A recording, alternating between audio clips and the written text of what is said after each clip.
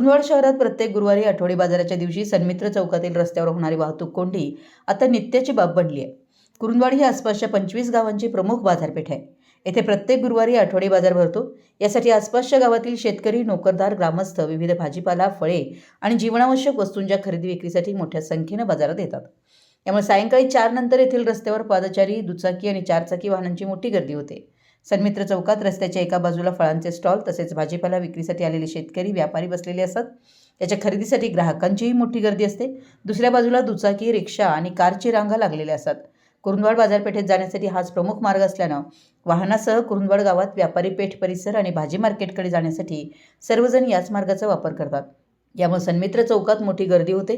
फेरीवाल्यांनी रस्त्याच्या कडेला दुकानं मांडल्यानं आणि ग्राहक रस्त्यावरच उभे राहून खरेदी करत असल्यानं वाहनांना जागा मिळत नाही। यामुळे वाहतुकीची मोठी कोंडी होते। परिणामी येणाऱ्या जाणाऱ्या नागरिकांना अर्धा तास खोळंबून राहावं लागतं। आठवडी बाजारामुळे गावाला चांगली आर्थिक उलाढाल मिळते, पण त्याचबरोबर वाहतुकीचा प्रश्न मात्र सुटत नाही। प्रशासनानं बाजारादिवशी वाहतूक मार्गात बदल करण्याची मागणी येथील व्यापारी वर्गातून होतीये।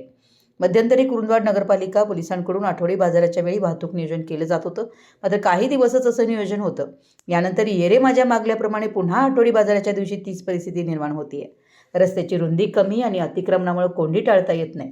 नगरपंचायतीने बाजारासाठी निश्चित जागा, वाहनतळ आणि एकेरी वाहतुकीचा मार्ग ठरवावा अशी मागणी नागरिक करतायत।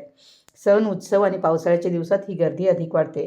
त्यामुळे तात्पुरते उपाय करण्याऐवजी कायमस्वरूपी तोडगा काढणं गरजेचं आहे, अशी चर्चा कुरुंदवाडकरांमध्ये आहे। मराठी एस न्यूजसाठी कुरुंदवाडहून संदीप अडसूळ।